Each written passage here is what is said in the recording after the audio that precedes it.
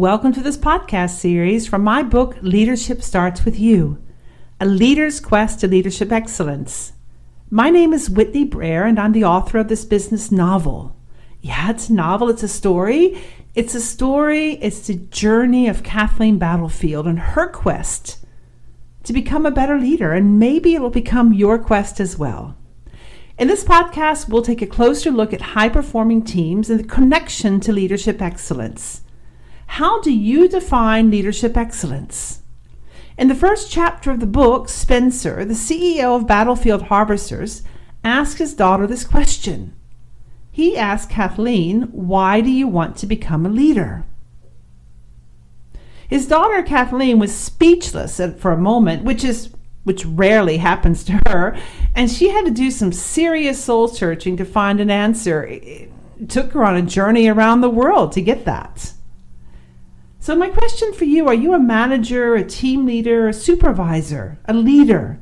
Even as a team member, leading yourself is the name of the game. A team is more than the sum of its individual members. Team members and leaders should understand that as a team, they can accomplish a task that is impossible for individuals to accomplish. What do teams need to ultimately achieve their goals? Studies have shown that one of the things that teams need is a positive working environment, a positive climate. Leadership excellence means taking responsibility and creating a working environment where people enjoy coming to work. A place where they not only feel safe expressing their opinions, but also where their opinions are valued by them and their colleagues. It's a place where there's no room for gossip or derogatory chats about another person, whether this is an online setting or in a physical office environment. It's a climate where issues are not swept under the carpet, but addressed openly, respectfully, and promptly. From Monday to Friday, teams spend more time together than with their own families or their partners or their friends. The workplace can be viewed as an extended family in this sense. If people work day after day in a toxic environment with gossip, lack of trust, and constant mutual hurt, they will not perform at their best. So what else do we know about successful teams? Well, we know that they have to have a positivity ratio of 3-to-1. Hey, what was that? A positivity ratio? Hey, what's that? Well, this term, positivity ratio, comes from the research of Dr. Lozada, a former professor at the University of Michigan, who specialized in organizational development, and he also loved numbers. And for years, he researched high-performing, successful teams in the organizations that have always seemed to achieve their goals. Teams in which sick leave or the number of conflicts and turnovers or quiet quitting was very, very low. Teams that were innovative and creative and profitable at the end of the day.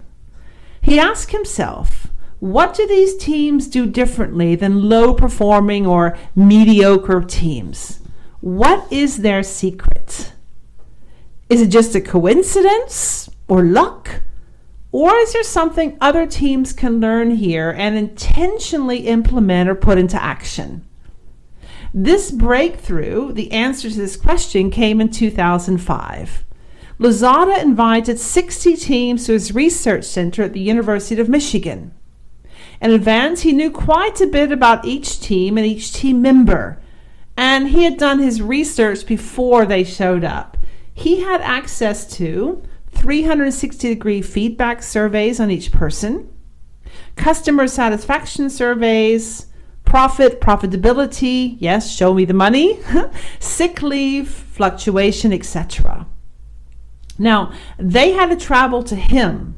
He couldn't go to them because Lozada had in his office, in his research area, a one-way mirror set up on the back of the room. So in this setting, the teams came in, sat down in kind of a fictive meeting room. There was a table, chairs in there, maybe a flip chart, there was an overhead projector, and a whiteboard, etc. And the teams had only one task: and that was to hold their normal team meeting, and it needed to last somewhere between 60 and 90 minutes. Now, this one-way mirror, remember, it's like behind the mirror were his research assistants. They were counting things, observing, videotaping, etc. Each one had a separate task, and none of his research assistants knew about the teams coming in. They had no access to the data he had collected because he wanted to do this kind of like a blind study, at least for them. So now, after evaluating all the data, that's 60 teams coming in with 60 to 90 minute meetings being recorded, Lozada was amazed because there was a winner.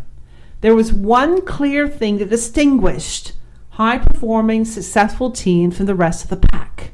It was their, drum roll, language. It was how they talked to each other and exchanged ideas. And from this, the positivity ratio has emerged. Dr. Lozada explains this magic number as follows. He says, now imagine this, there's an upward spiral and a downward spiral in life. And the middle of the spiral is called the tipping point. It's like a seesaw on a playground. And this tipping point between the upward and downward spiral is critical.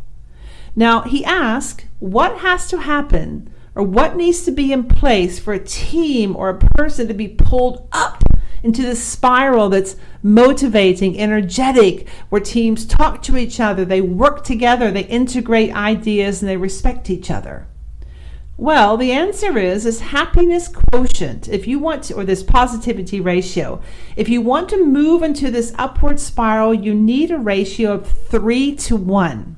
Now, this means 3 positive statements or comments for every critical or negative one. Now, what does Lozada and his research fellows mean by positive statements or positive expressions? These are positive, supportive, appreciative, encouraging, and yes, respectful expressions. And this also includes, for example, asking open-ended questions to learn from each other. Show interest, show a bit of humility that you don't know all the answers. It involves things like, oh, that's an interesting idea. Oh, I haven't considered that before. Thank you for sharing. And people and teams with less than 2 positive statements for each negative one were on this tipping point. And one negative statement could easily send the meeting and the climate of the team into a downward, toxic spiral.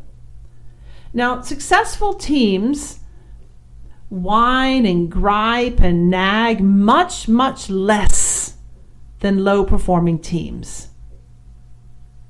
Do these kind of successful teams have blinders? Do they block out reality? Do they just smile everything away and deny any problems in their life? Do they gloss over everything? No, quite the opposite. They do see obstacles, crises, and challenges with a bit of realistic optimism. They reflect on their words and do not waste their time and energy on whining or self-pity. So that's my homework assignment for you for this podcast. How do people talk to each other on your team? What kind of statements do you notice in the meetings, whether they're virtual meetings or face-to-face? And by the way, this is also reflected not just in your team meetings. It's reflected in emails, phone calls, conversations around the coffee pot on the way to the cafeteria, in one-on-one meetings, etc. This language is prevalent everywhere.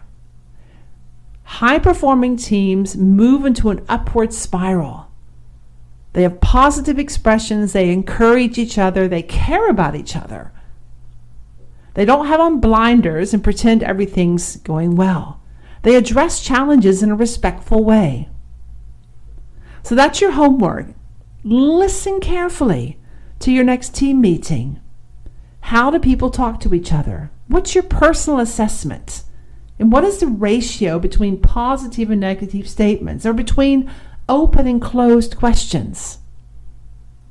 And perhaps even more importantly, What was your contribution to that meeting? And just one last note before we close. A family, a marriage, or a partnership is also a team. You can find a team in many areas of life, on the sports field, in the company, and also at home. The way you talk and listen to each other has an impact. You can find more about this exercise on pages 26 to 30 of the book if you're curious. So grow your life, grow your team, grow your business.